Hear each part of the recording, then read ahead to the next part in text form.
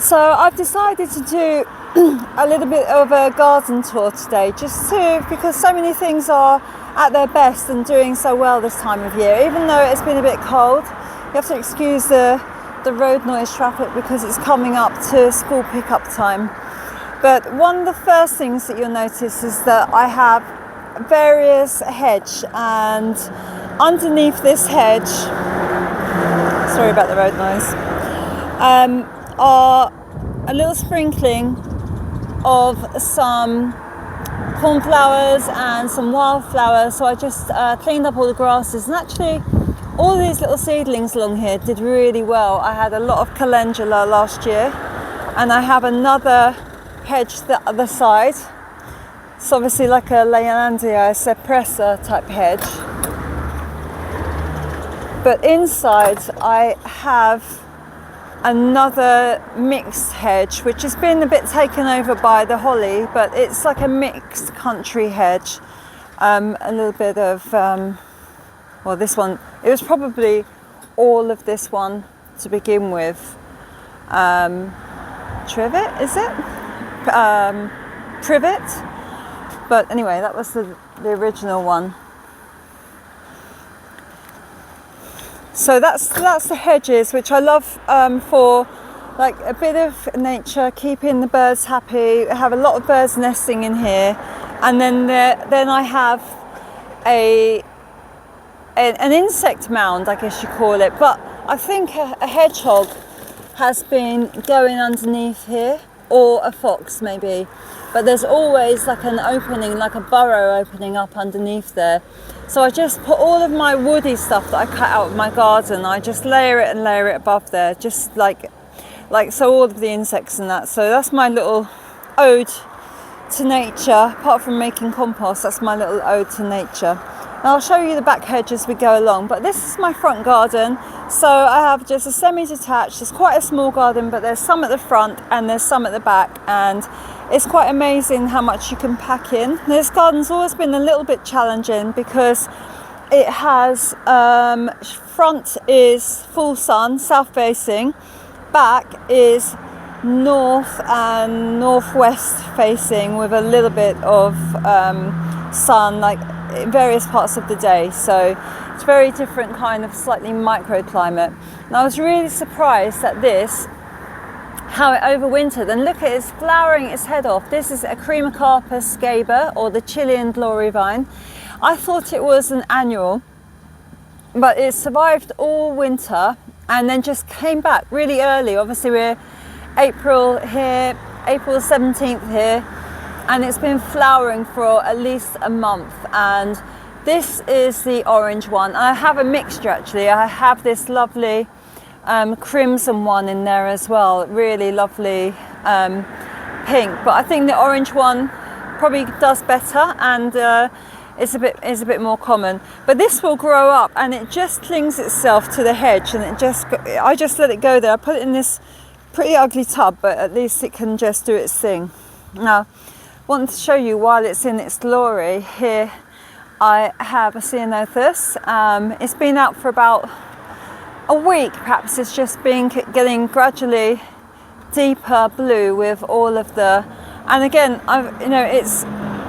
it's really a bit leggy, but it suits me to have it up tall on the house, so it just overshadows my window here. Alongside, now I don't even know what this one is, but it's only just coming into flower now. It's a beautiful shrub. It sort of flowers, the leaves come more and more. The flowers start to come straight on the wood, and then the leaves kind of come as soon as the flowers start to open. But it's got a great shape. You can prune it hard and get it into this nice kind of tall shape. What else have we got here? Oh, we have I can't remember what that's called now, but that's a later flowering shrub. I'll come back to that. We've just got a few of the orange that migrate everywhere, and obviously forget-me-nots that go around the place.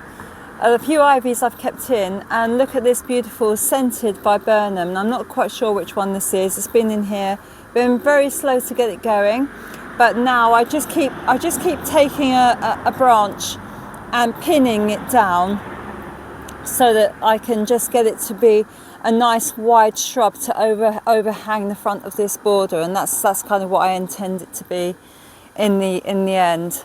We've got the peonies coming up. This is Bowl of Beauty. I do know that one. I had a nice winter bell flowering clematis, but that died this year. It didn't come through at all, so I'm not quite sure what happened there. But we have had a very wet winter in the UK, and they don't like lying in the wet. So there's a little delphinium that I've been struggling with, mainly because it just kept getting eaten. There was lots of shoots, but this is the one that seems to survive, so I'm hoping it will actually grow up and come through. These are the orange ones. I leave these in over winter and they come through no problem, so they're just starting to come through on their own now. I leave them in the ground. And this is my lovely jasmine, but it's only just starting to come into leaf bud now, so that's really lovely and scented. It's right by my front door. So got two big clematis here. They're a huge purple, like the president, but they're ones that my mother gave me cuttings of from an old garden of hers, so I'm not entirely sure, but we do have some buds, so I think that's probably a early June flowering one, but really nice big growth coming through. I've used my cut up Christmas tree as a mulch on this bed. I put the main stem onto my insect mound, but I love seeing the new shoots of the clematis. And as I say, this one is a very, very full sun dry bed, and it just seems to love it. You know, I have a thistle here. I had no space for it in the garden, so I just got planted in the grass, but we do have some nice blue thistles from that. And this is the zebrinius. It's the zebra grass, which have lovely fronds in the end. I haven't cut any of it down, but all the new growth is starting to come through. So we love a zebra grass. I've got various deutzia. These are the deutzia. This one's a little scented bell, very nice. One random tulip underneath. You know, I have salvias. This is a deep purple salvia, but it's very early for that at the moment. I've tried to grow various irises, and we have these veronicas that are just going to pop up everywhere. A bit of infill. This is a nice pink rose. Later on in the year we'll come back and have a look. This was a cutting that I took. Look at my alliums have just been completely shredded as they were coming through. There must have been a few little, of course there was. They're just sitting in there now. Look at him, look, he's hiding away in there. We'll give it to next door, see if they can have it. But we will have some lovely big alliums. 2 mounds of lavender. There you are. It's been here for quite a while. I mean, it's not actually looking that great this year. It looks like it's been a bit frosted off as it's coming through or something, but most of it looks okay. It has been there about 5 or 6 years, maybe longer now. We've got some red hot pokers, another peony. This is the later one. Some centurion and some ground cover, and we've got one lovely. This is the first iris coming in, and obviously that's going to be a nice deep purple one, but that's new to me, so I'm just hoping that that's going to do well there. Various little grasses that edge the border. There's lots of seedlings of things. Yeah, usually this lavender, this side looks fabulous, so maybe it's been caught by the wind or something on this side, but it's not looking as great. There's little self-seeded, they're the lavender mist, I think that is.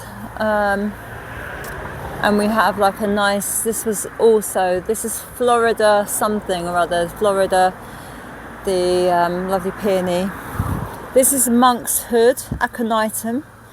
monkshood, very late flowering, so but it makes a lot of leaf. It takes ages to come up into about a 4-foot spire of lovely purple. Various agapanthus. This is a dark purple one, sort of specimen one. Here's my herb garden of a few little baskets.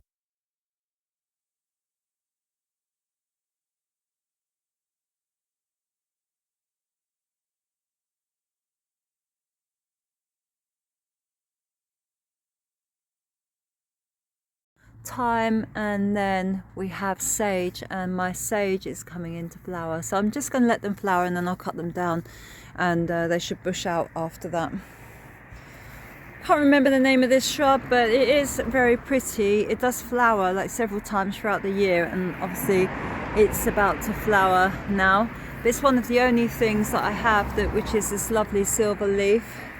Behind that is a cotonis, yes, smoke bush, and I cut it quite hard because it was just being a bit of a thug on my pathway. More alliums that have been eaten, and a few little volunteers of the old lady's bonnet. I can't remember what that's called now. Another big leaf, and buds. We're doubling up this year. This was new last year, so this peony. And we have a really huge cup of flamenco coloured pink, and it's beautiful. A few tulips coming in the background and various little cover. It's amazing David Austin rose that, let me try and find out what name it is down here, and get down here and have a look without really ripping myself to shed. The Olivia Rose, there you are, Olivia Rose. It's a double pink and it just goes on. I mean, I will get 3 flushes of flower. If I look after it, I will get 3 flushes of flower, but it's not far off the first lot that we've got here, and these beautiful red tips. This is also a thug. It sort of stops me getting into my greenhouse. It's the Caracas wolfenii, euphorbia, and just a humble spirea, which is like flowering its heart out this time of year with a variegated leaf, a little bit of pinkiness. I mean, it's just so gorgeous to watch. There's another of my ramshackle hedges, which are a bit of privet and quite a lot of brambles, which, you know, I don't think I'm going to get rid of, but I do chop them back. I don't mind a few berries. We've got some shady infill with this vinca major, and that just pops up all over the place. You've got to be careful that that's a bit thuggish as well.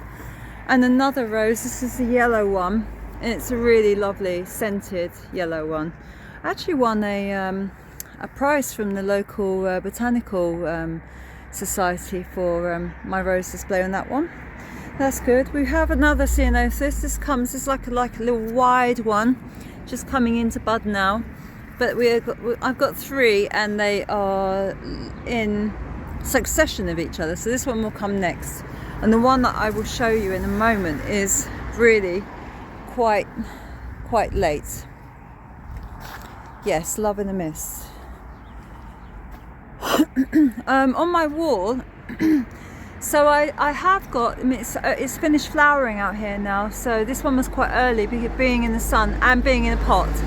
But this is one of my Clematis armandii, and as you can see, my kiwi has just come into leaf, and it's a shame I didn't cut it down a little bit, because actually the lovely little red leaves as they open out are so fairy and gorgeous. But that's right up there now. We have 2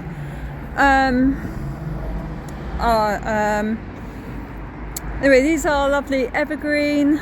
It's jasminoides. I know they always look worse before they get better, so the new shoots will just come through now, and they will just the new leaves will just kick off all of these old ones from last year, and then it will be a mass of white smelly flowers. And as you walk past here, so I have 2 Trachelospermum. There you are, Trachelospermum jasminoides. And I've got 2 of those, and they're only in a pot, but they do grow. You know, as long as you feed them, they do very well. We've got Hydrangea petrolaris is the nice one. It doesn't mind a shady wall, but it also really loves it in the sun here. That's just about to open out into its lovely flowers. In the winter it looks completely dead. See the large buds they're just about to burst out now. In this pot we have a clematis, a Josephine, and if you look throughout here, it's just scrambling its way through this Tracholospermum, and I've just noticed that the tallest shoots are going right up, and we will have some top flower. In fact, one is just open at the top there. So lovely. They're just literally just breaking out.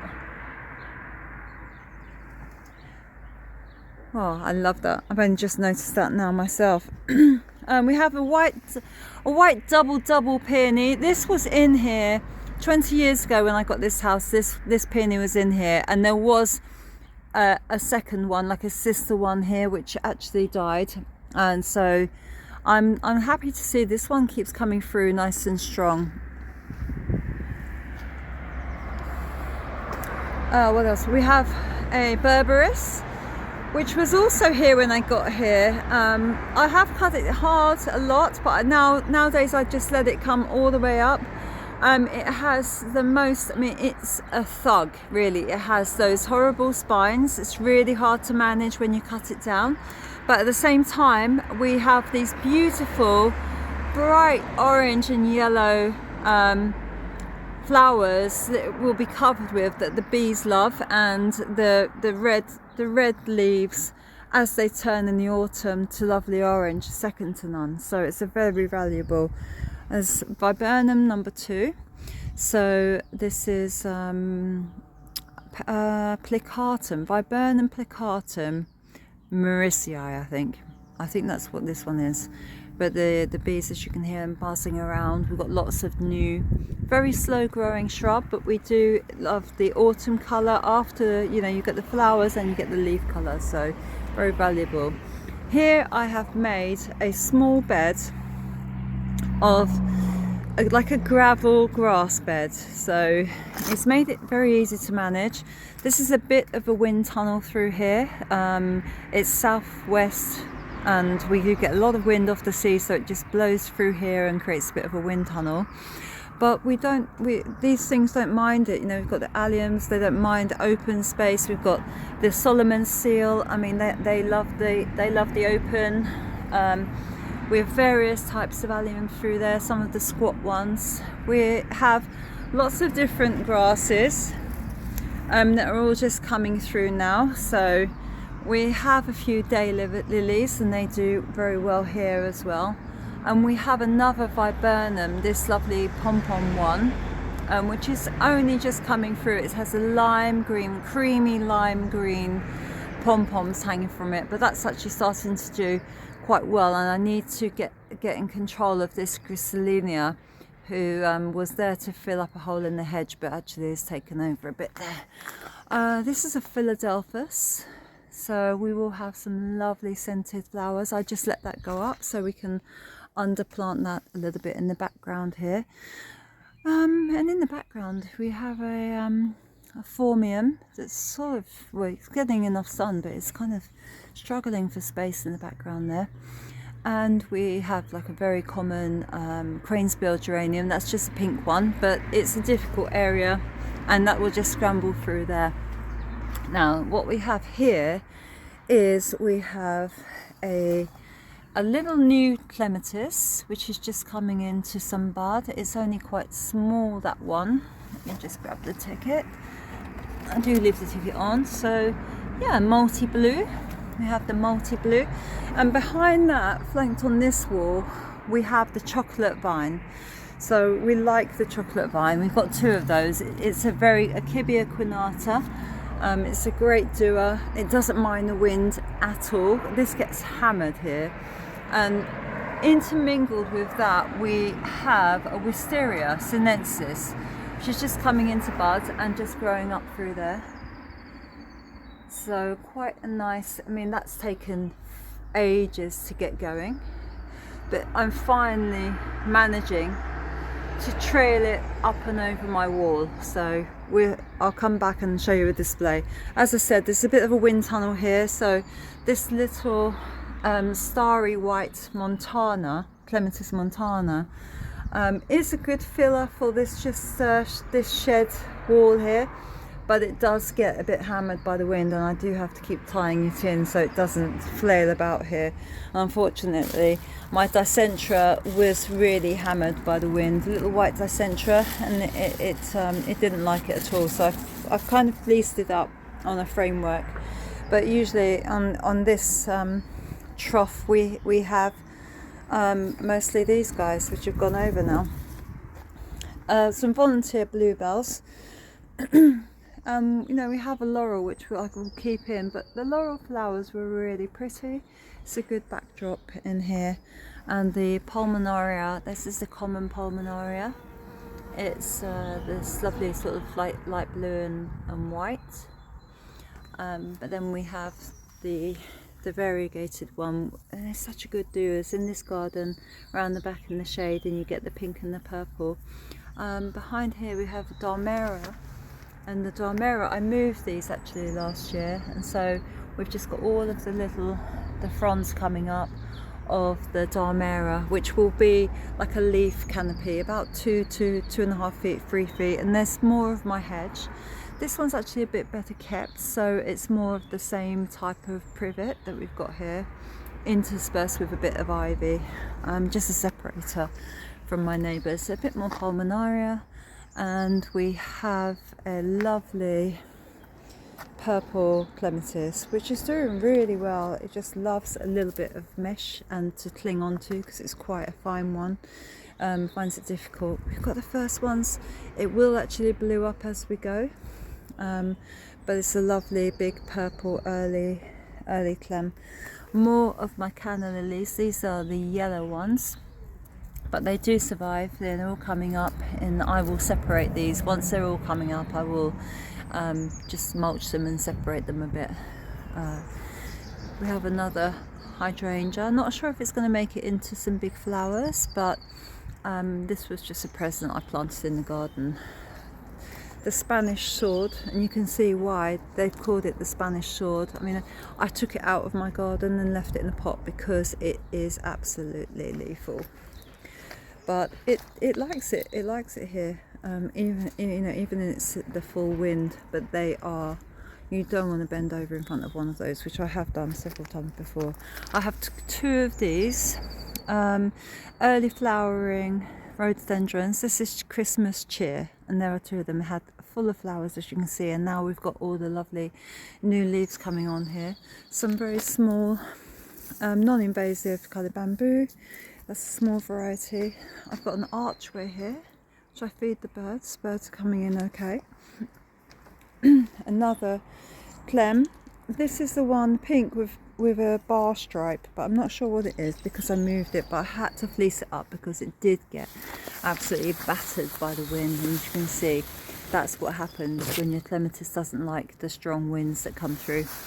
But new to me, and I have been waiting for quite a few years for this lovely rose to do something.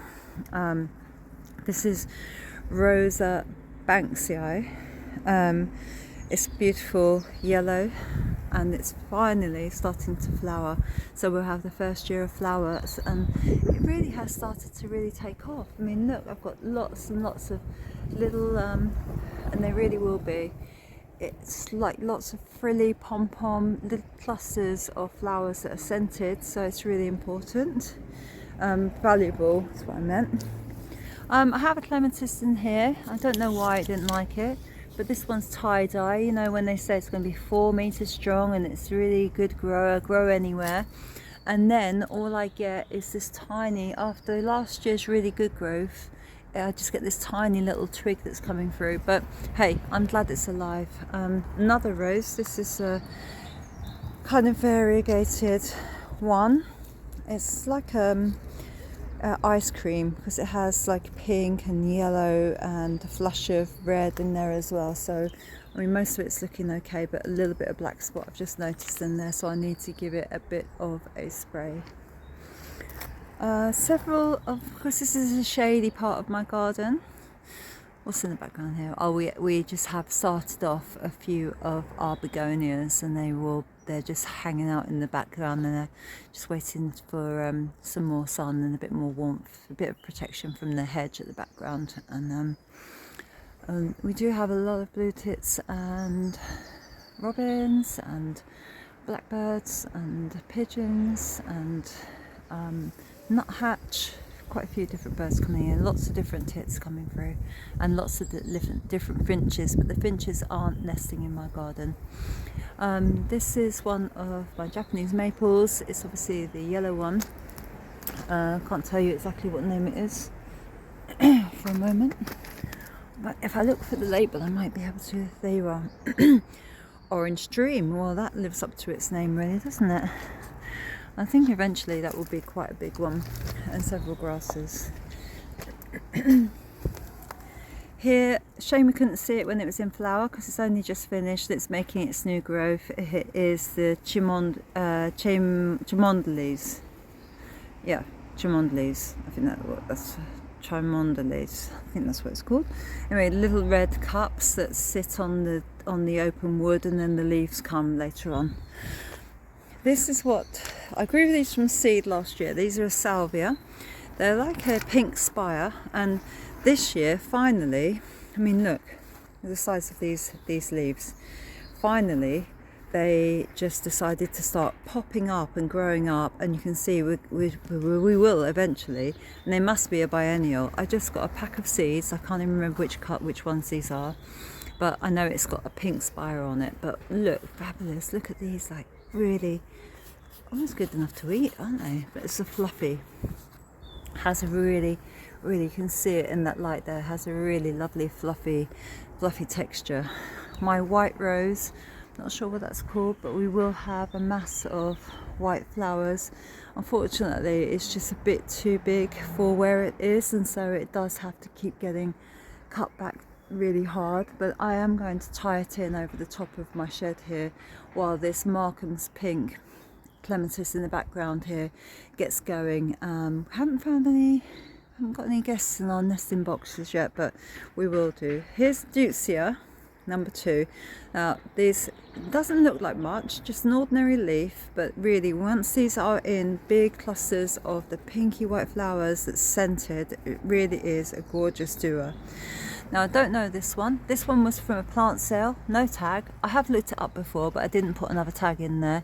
But it has fabulous, I mean it doesn't do anything really apart from a small white leaf, and this leaf, it's in autumn that this one is really important because it has a beautiful coloured leaf. Just finished in the background there. We have that lovely scented one. I can't remember what it's called now at the moment. We've got several roses flanking and we have Deutzia number 3. Now this one is just a pure white one, and when they're out I'll take some photos. A couple of small camellias. Now can we actually still see this one?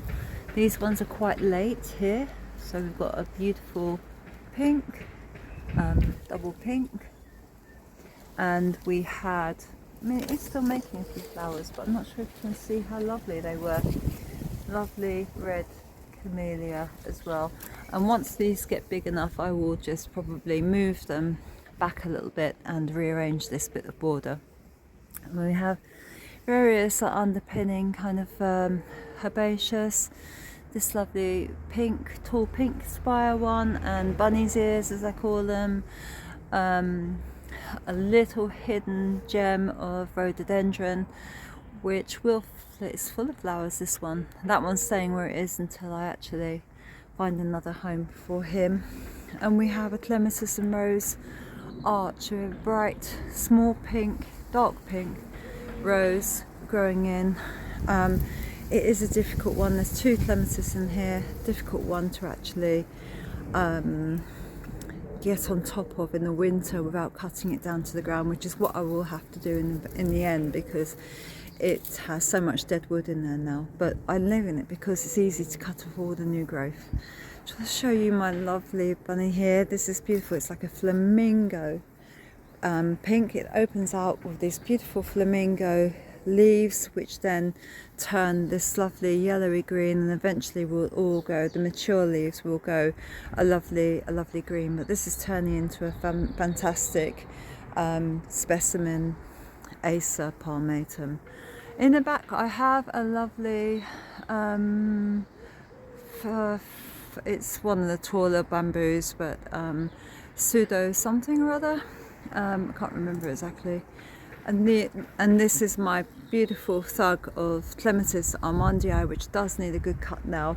It's still flowering quite a lot. You still have, like in the shade here, you can see it's grown right up into the tree, and we have quite a lot of flowers still in the background. But then as soon as it flowers, you have all of this new tendril growth, and I have cut this thing down twice now to the base, and it really is a huge thug, but full of flowers. And I've just let it scramble through this bamboo so that I could really see from my workroom as it was opening out. Another beautiful Acer Japanese maple. Again, I've got the ticket somewhere, but I can't remember this one, but it's much more of the little ferny dome that we have here.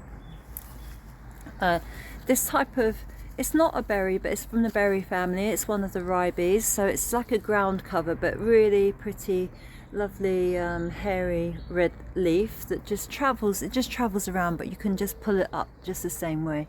This is my deep shady corner of some vinca and this ribes and some pulmonaria as well, just happy romping away. I have a tree. I will need to pot it on somewhere, but it hasn't flowered. It's only the second year, but we do love a tree. Another trough and some grasses that will come through, but this is the late autumn flowered red grass, so we just leave that to do its thing. And we're just coming round to our kind of final border. Castor oil plant, obviously it's quite happy. Yeah, it's coming into leaf again now. We had some early flowers, but look at a lovely growth, isn't that amazing? So my big bunch of lilies, this is Debbie, and it's super tall. It's like 6-7 feet tall, and just a variety of lilies and some really adorable tulips. My spring border is a mixture of, as you can see, pulmonaria ground cover. These are growing over now, these lovely little starflower bulbs, but they've spread around. I've got 2 big clumps of them now, which sometimes it's the only thing here. Early year, like late January, it's the only thing here.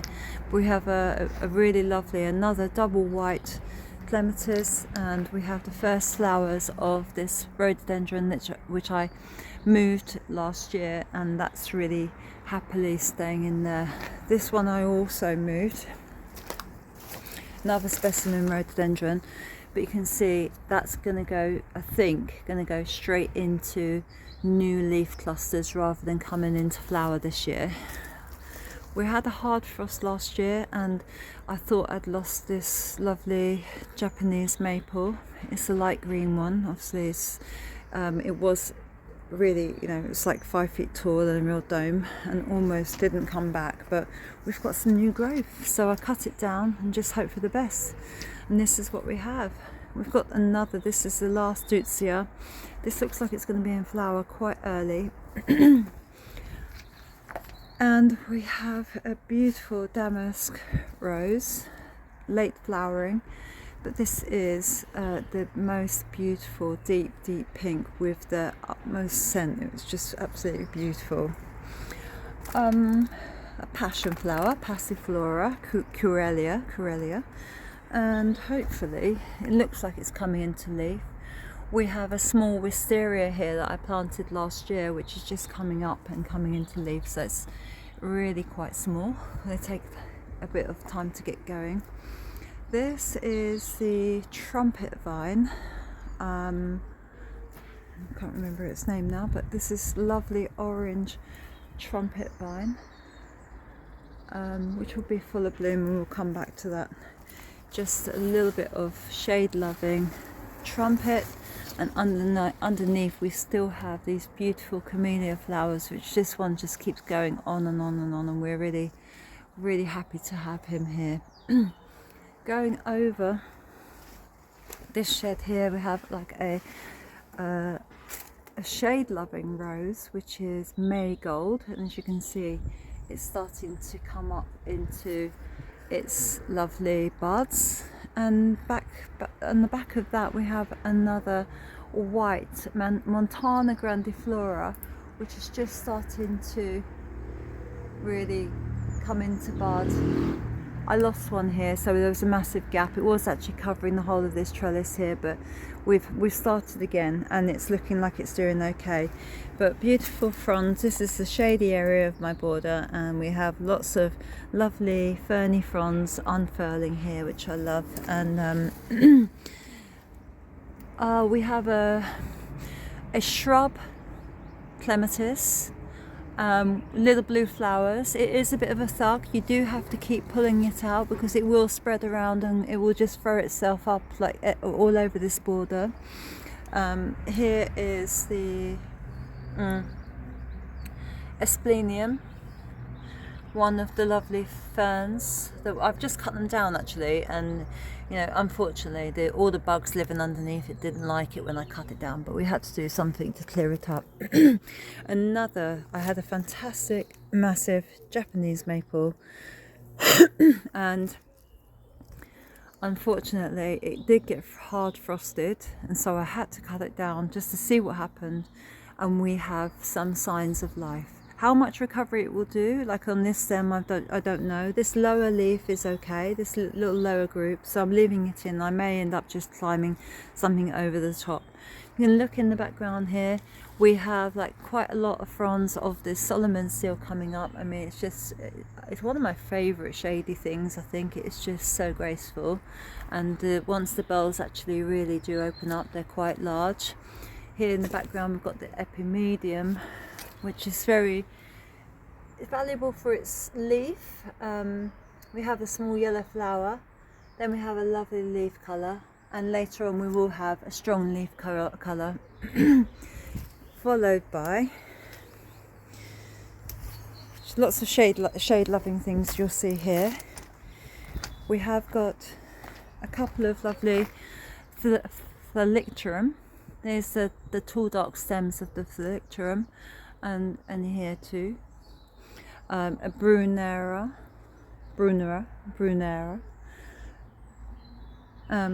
Telomar, just coming into flower, coming into the shot here, and a small shrubby Dicentra, which scrambles around here.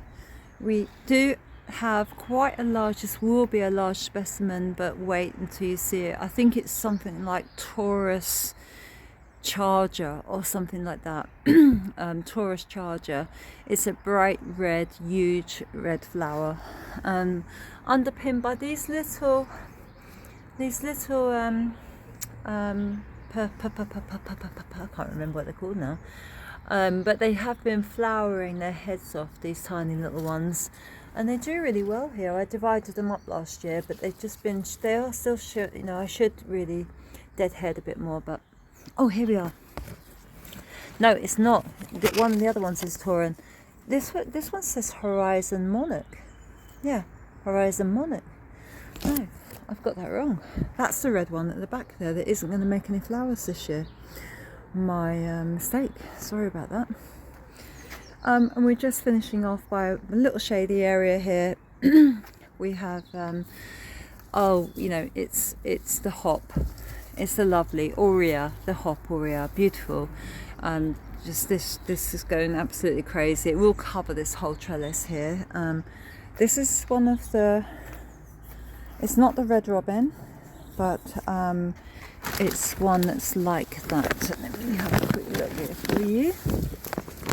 Oh, there you are, Photinia Pink Marble. There you are, it's called Pink Marble. And as you can see why, can't you? Pink Marble. And it's very happy on this north facing wall. It's very happy making all of these new shoots here. And we do have another chocolate vine that's just romping away. This one flowered a little bit earlier. The flowers are going over a bit now, but they do have the most prettiest little flowers. And it covers, you know, it's a very hardy thing. Like I say, this very little sun, early morning and late afternoon, we get a little bit of sun here. So the clematis is quite happy. That's a deep purple one that's just opening out, I see. Yeah, we have a few little purple flowers that keep coming and coming.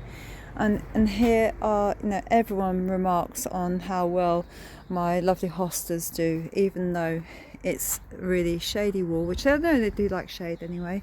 But the fact that they're not against in the soil, and they're in lovely pots, really makes a massive difference to the slug damage that you get. So I can't name all of these ones. Some of them are new to me, like this yellowish one is new to me. This one's one of my old favourites. I moved it. This one is probably my favourite one because it has, once it's fully open, it has a beautiful limey green leaf. But yeah, just love the hosta variety. And there's a few new ones coming. There's one down here that's the later one, as you can see. So they do flower at various times. I'll just have a little spin you around to show you from north facing to northwest facing. We've got west and southwest facing, and then we just have a little bit of variety in front of my window here, which gets sun in the morning, and just back down through the gateway to the Wharf-Eye, and into my south facing front garden.